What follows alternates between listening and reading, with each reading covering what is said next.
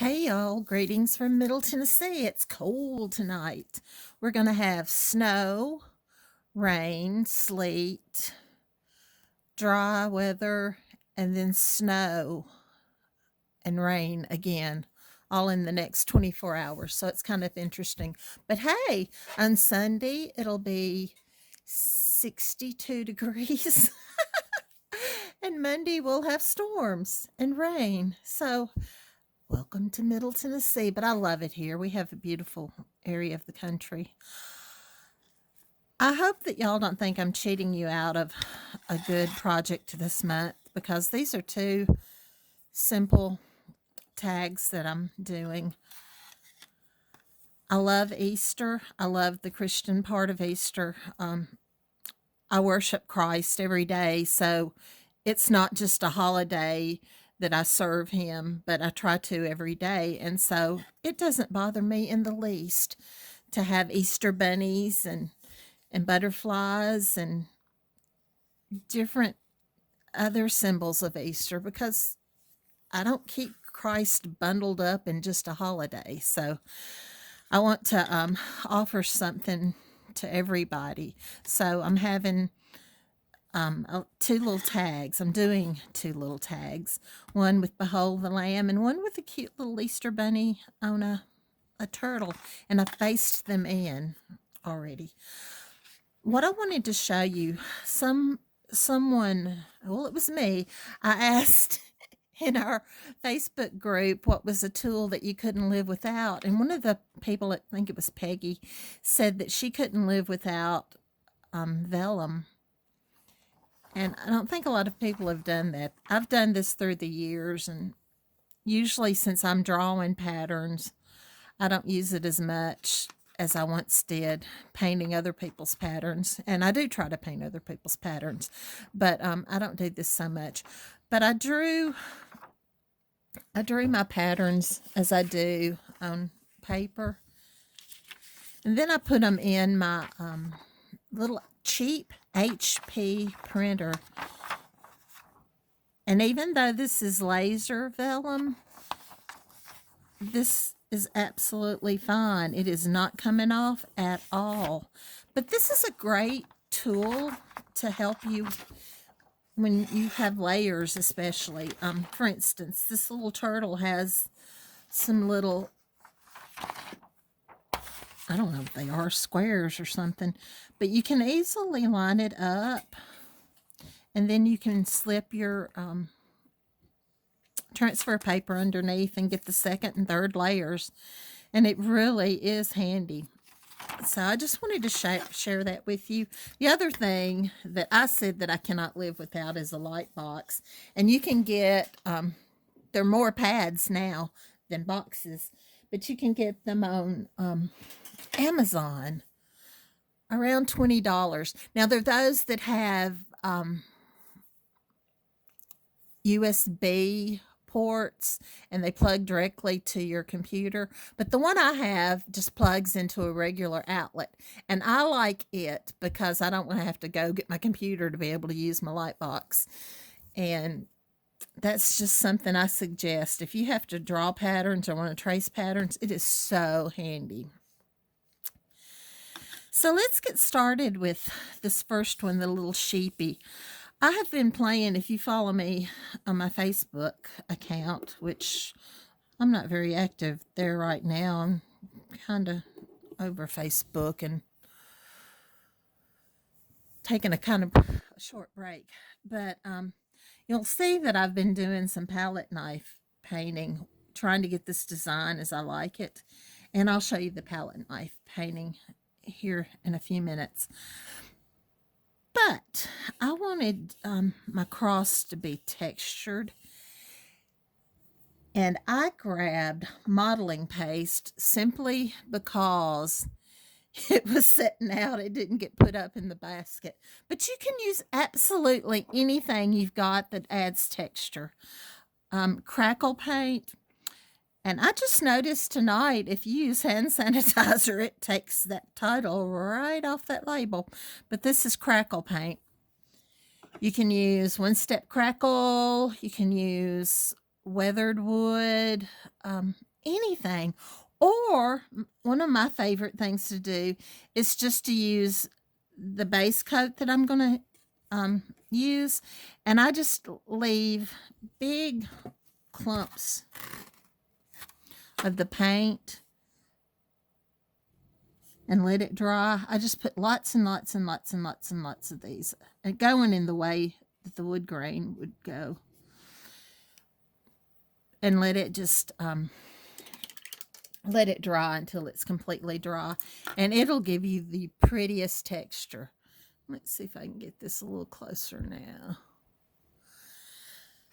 I'm going to start by getting that smoothed out a little. But I did this the other day. I just wanted some texture here. So I used, as I said, the modeling paste, and I let it dry. And then you just go ahead and base it as you normally would. I have base coated the back in Spa Blue. Use your favorite blue if you don't have Spa Blue. Winter Blue is a good one. If you want a little darker blue, Whispering Turquoise is great. I tend to use either Spa Blue, Winter Blue, or Whispering Turquoise. The body is Plum Suede.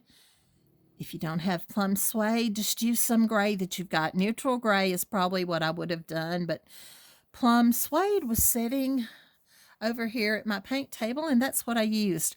And you've heard me say this before. I wish I had a wonderful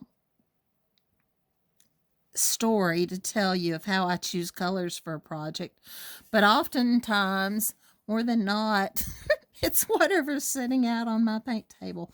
I have my favorite colors that I like to use, just like you do. And use what you like. You do not have to use what I use. I'm not even going to worry that that's not straight. I would try a little harder. As I've told y'all, it's really hard for me to paint sitting down my objects because I am a hand holder. I hold these in my hand. The grass is Hauser light green, and the head is lamp black. I figure most of you know how to base, so I don't want to waste your time doing that. I think it's very important to do a good base job.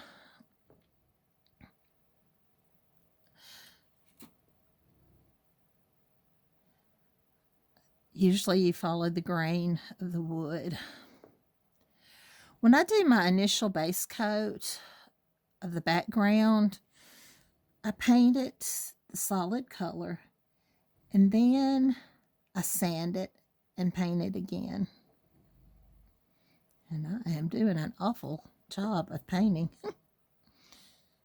So maybe I shouldn't be showing you how to base coat. Most of my base coating is done with a number 2 round. I think I used a number 6 doing that since it was larger.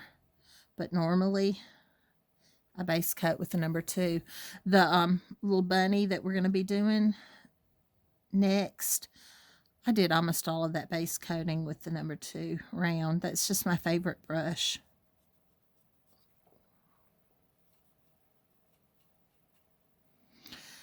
I'm basing this now with sable brown. If you don't have sable brown, maybe cocoa or milk chocolate, some brown that you like. Doesn't matter.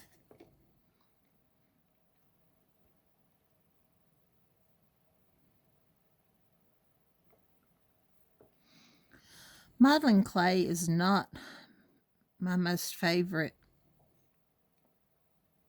texture to use. It kind of is rubbery, but it's okay. When I applied the modeling clay,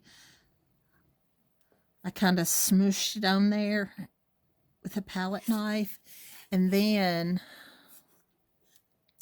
took the knife and added texture in the direction that the wood grain would be.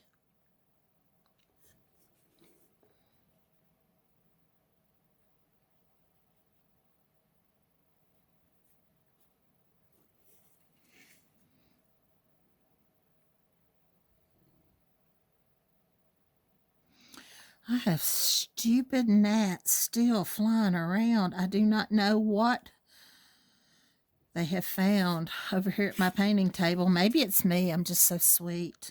Let's go with that answer. Stick with it. Quit snickering.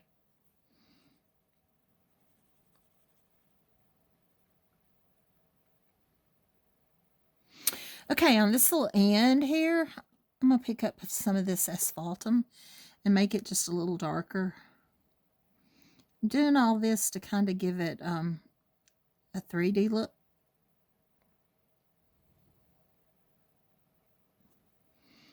Let's pick up some of this bleached sand and make that a little lighter. I'm going to do the same thing up here. Little asphaltum mixed in with my hello bug, get off of me. Mixed in with the asphaltum. And here I go moving this stuff around. I'm sorry, I'm going to do my best to try to keep this on frame because I've got it up a little closer than normal. And then let's put a little of the highlight around that edge and work it in a bit. This is that wet on wet painting that I like to do so much. Now to give some more dimension to this, let's add the asphaltum, have it dark under here, and on the right, that's the left side. Oh, it'd help if I knew my left from my right, wouldn't it? It's going to put it across at the top of the crossbar and up that right side again and working it in with that. At this time it's damp sable.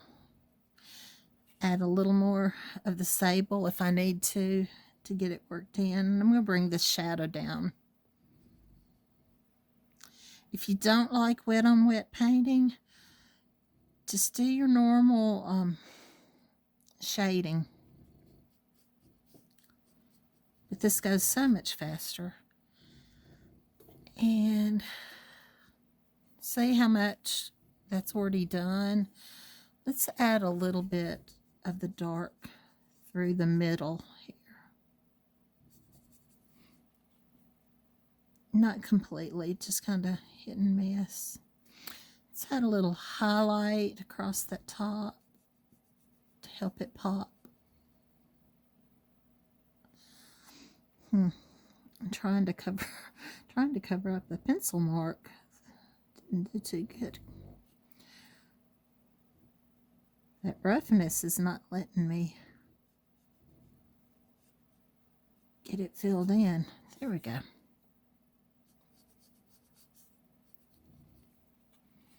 And that just lightens it up a bit more.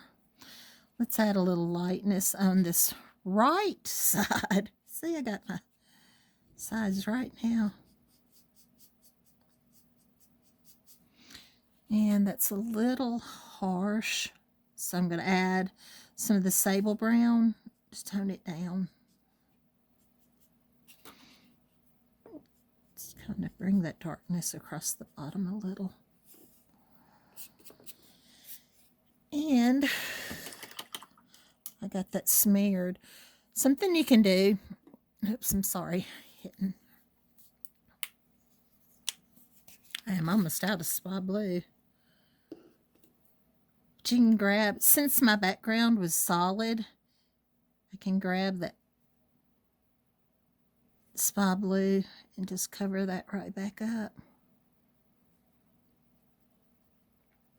It should dry just perfect. If you use a mixed background, you can't do this because then it'll show.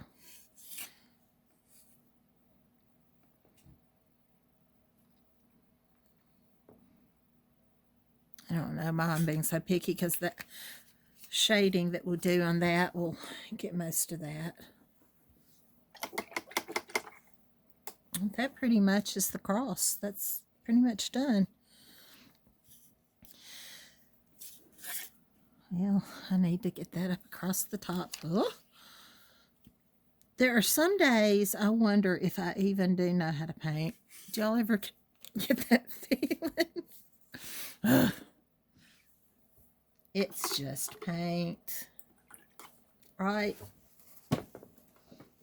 Okay. Now, let's shade our little sheepy.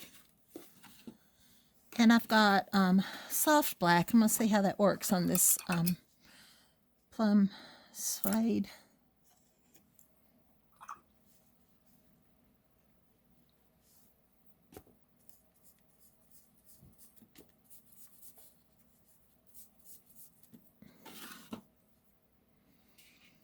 It is blurry. I wonder if that's going to...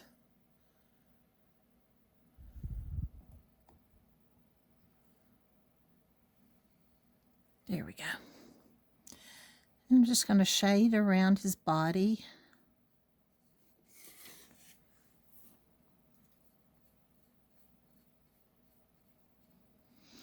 As I've told y'all several times, I am a choppy floater. And a lot of that started when some of the wood I painted wasn't the best there was. And I would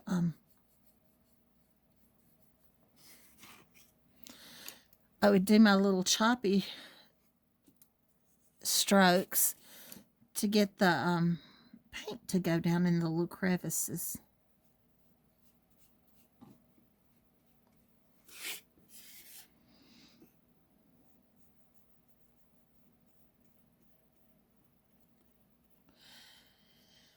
Also, if you've watched any of my videos or had any of my painting patterns, you'll know that I usually float 2 to 3 coats to get a smooth float.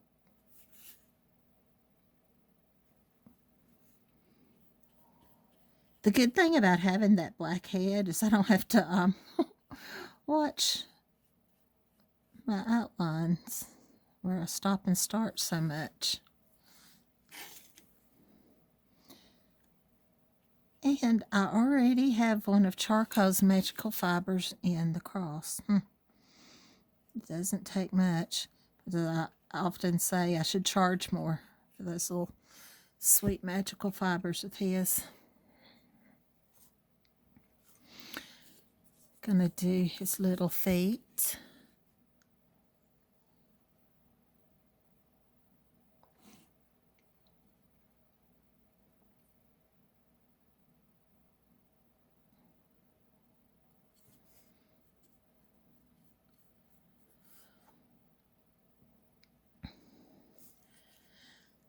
The feet that are in the background should be darker than the ones up front. So I'm going to try. See, I shouldn't do this right now because I'm pulling up what I just put down. But I'm going to try to make them a little darker by walking the paint out. We'll see how that goes. You can always just add a wash to it to make them darker.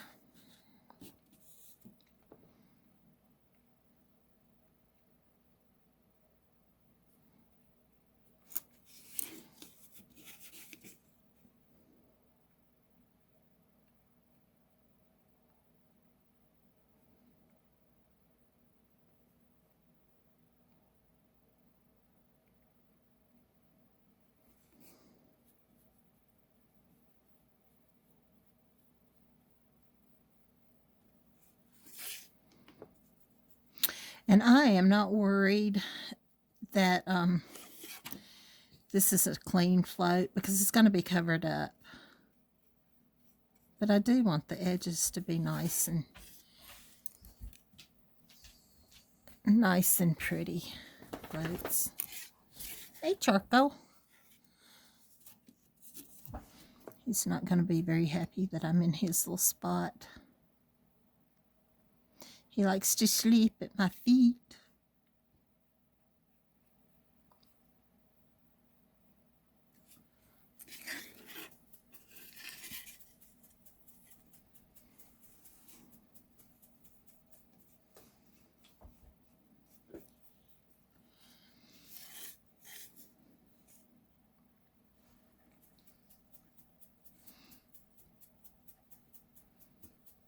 Okay, well, let's take this black, since I got that smeared, and let's ground him into the grass so he's just not floating around. Let's do the same thing to the cross.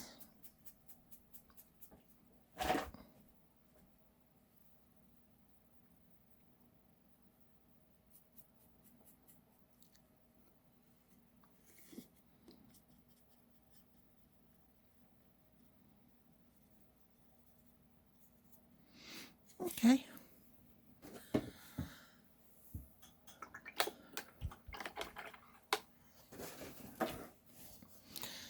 Let's add some highlights to his dark face. Let's just use this bleach sand that I had on here that we used on the cross.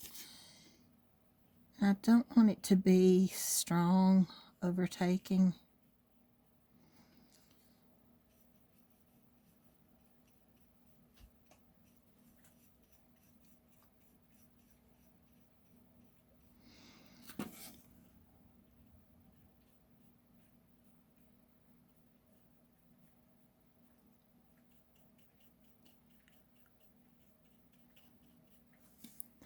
Maybe we should dry brush that with a little lighter color. I don't know, we'll see.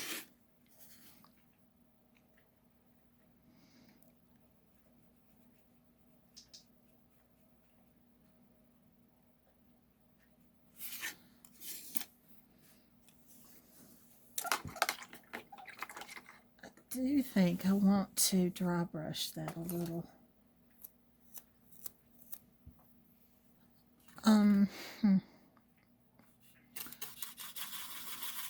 Let's pick up some of this bleach sand and a little bit of this soft black, or I could pull out that purple suede, but let's wipe off most of that paint.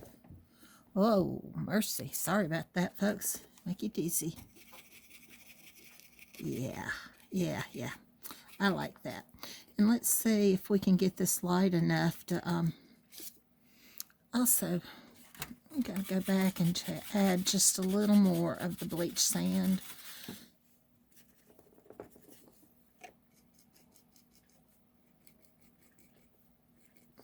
And see how that helps to bring that forward and push the back leg back. And if we wanted, we could dry brush his body too. But like I said, most of that's going to be covered up. So for now, I think that's just great. Let's get a darker color and shade around. Let's see. I have no idea where my Payne's Gray is because that's probably my favorite. But you know what? Since my little bunny, we're going to use Deep Midnight Blue. Let me just put some of that out there and get a larger, I think this is 3/8.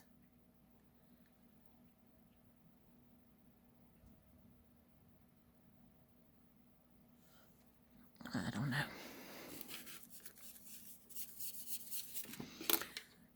Let's just do that and let's shade around.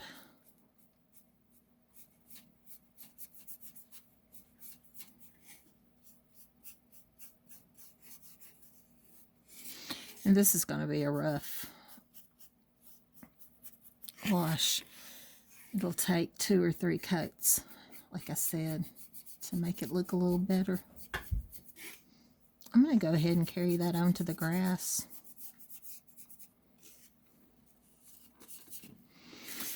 I often will shade my greens with my Payne's Gray, and this Deep Midnight Blue is not that far off from the Payne's Gray.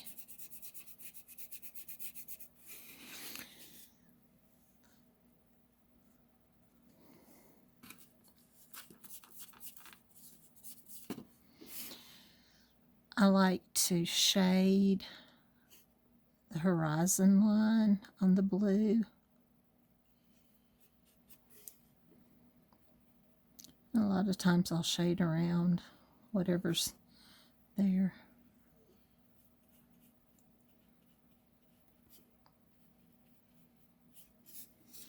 Let's shade on this side of the cross.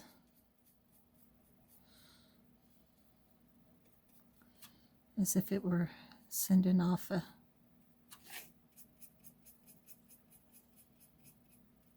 shadow.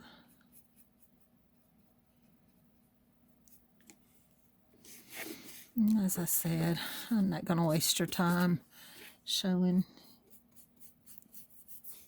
you 2 and 3 coats of this. But this does show you how fast it goes. And it adds a big impact, I think, to your paintings. Sometimes I like just the simplicity of things, but I usually do shade around my edges.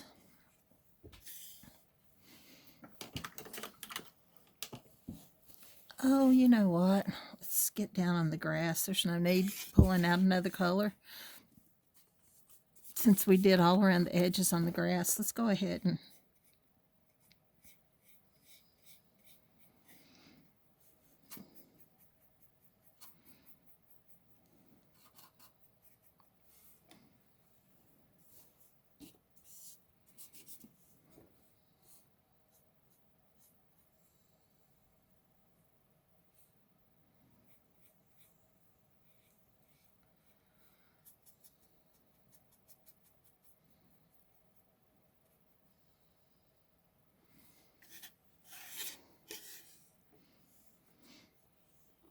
it needs a couple more coats because you can still see those brush marks in there, but just keep going. If you need to, you can mop it.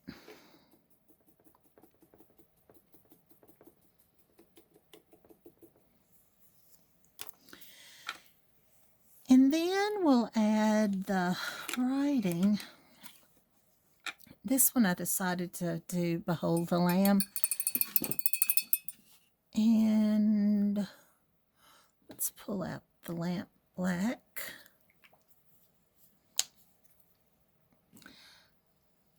I like lettering with black. The soft black, you usually have to add 2 or 3 coats. Sometimes you have to add another coat with the black. But I use an 18 alt liner.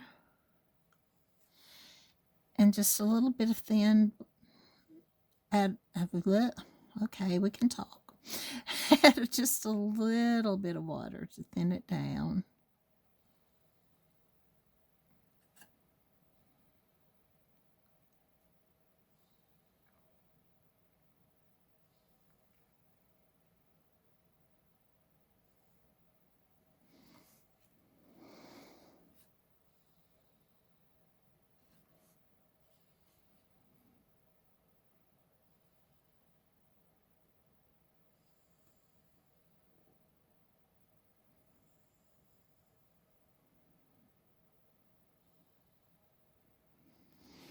And this would do, this graphite paper has smeared horribly. I don't know if it's the brand that's changed or if it's just this sheet, but that is just awful how smeared that is.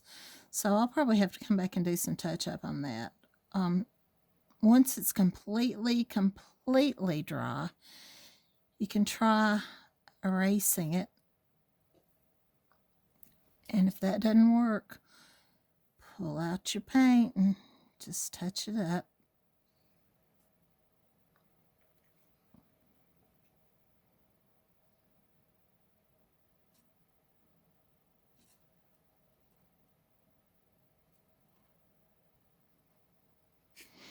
Okay, and this I'm going to add just little hash marks.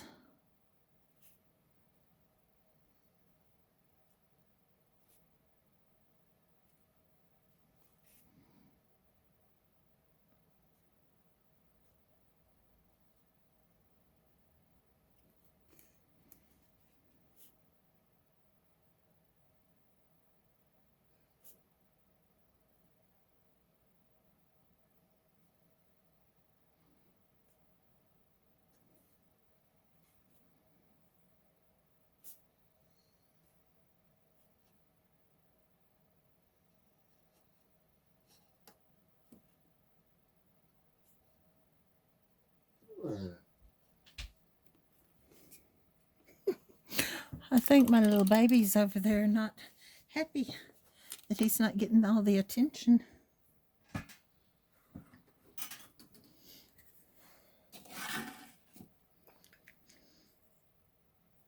And then we'll end with some titanium white and a stylus. And we're just going to make dots to finish the little sheepy. Different size dots.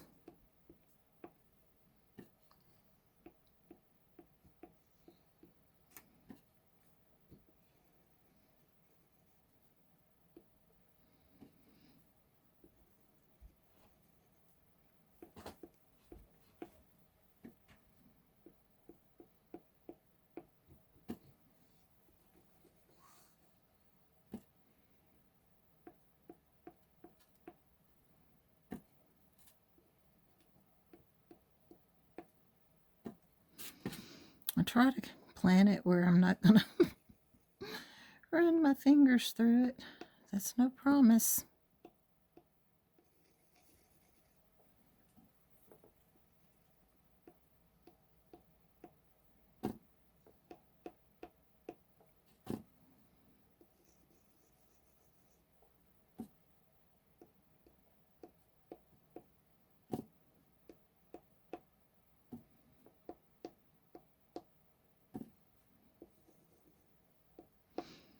And you see why I didn't worry if I had a water line or not, because he's going to be covered up with dots. I just love this.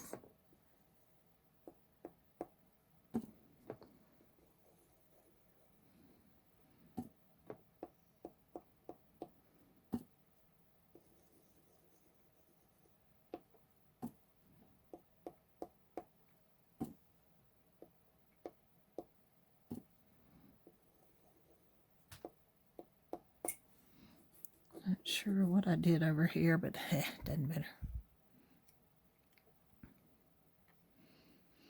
But there you go. I just need to clean up the background a little on my lettering and do a couple more float shades around the edges, but that is it.